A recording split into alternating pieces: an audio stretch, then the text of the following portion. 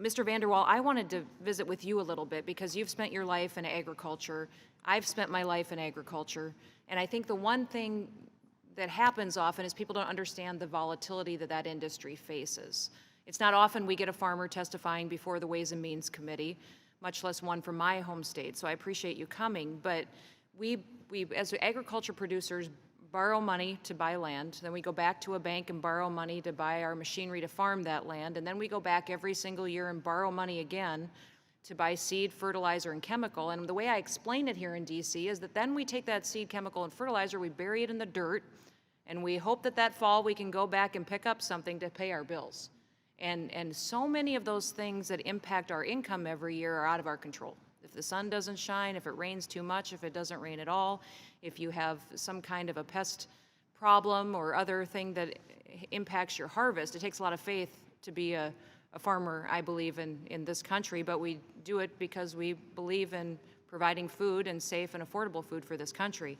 But I'm very concerned about the tax code because of the amount of money it takes for producers and small business owners to comply with the tax code. It's 6 billion hours a year that we spend in this country paying and spending time figuring out our taxes. And over $6 billion, I believe, small business owners pay CPAs to help us pay our taxes correctly. So that's all lost productivity that could go into these businesses. I'd like you to talk a little bit about the burden this places on your son, who wants to, I'm worried about beginning farmers. The average age of farmers in this country is in the late 50s. So we don't have a lot of young people going into the business because of the volatility and factors out of their control. So talk about how a permanent tax code, because there's people on Capitol Hill that are advocating for temporary tax cuts.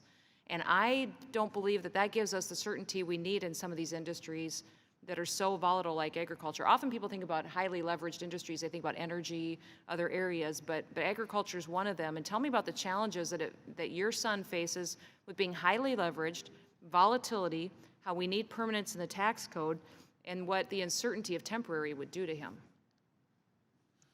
Well, certainly, Congresswoman Noem, thank you for the question and appreciate the invitation to be here. Yes, it does make it very difficult.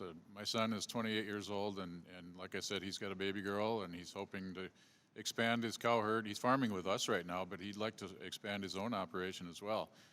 Just take a step back to our family corporation. It's a C Corp that was set up in 1970, and nowadays that's not the way to set up a farm operation, but LLCs weren't invented back then. Mm-hmm. So what we're going through right now is a process where we're trying to buy out one half of the family, because my father and my uncle still actually own the company, and try to buy out one half of the family, and capital gains taxes are just a huge wall in front of us. It's going to take so much cash out of our operation that we don't even know if we can make that work long term. So that's what he's facing down the road. You talk about estate taxes. I mentioned that we're underneath the threshold right now for that. But who knows? My son's a very enterprising person, and maybe he and his daughter will get above that threshold someday. And that's still going to be a family farm, no matter how big it is. 99% of the farms and ranches in this country are family owned and operated. And that's one of the biggest things about that that brings it down to a personal level. Well, I think that's what you hear. You've heard testimony today here as well about the death tax and how it should continue to remain in place. And you know my personal story with that. When I was still going to college, my dad was killed in an accident on our farm. And we ended up getting hit with the death taxes very substantially. In fact, we didn't have any money in the bank. We had land, we had cattle, we had machinery, but no money in the bank. So we ended up taking out a loan, and it took us 10 years to pay off those death taxes, which is double taxation.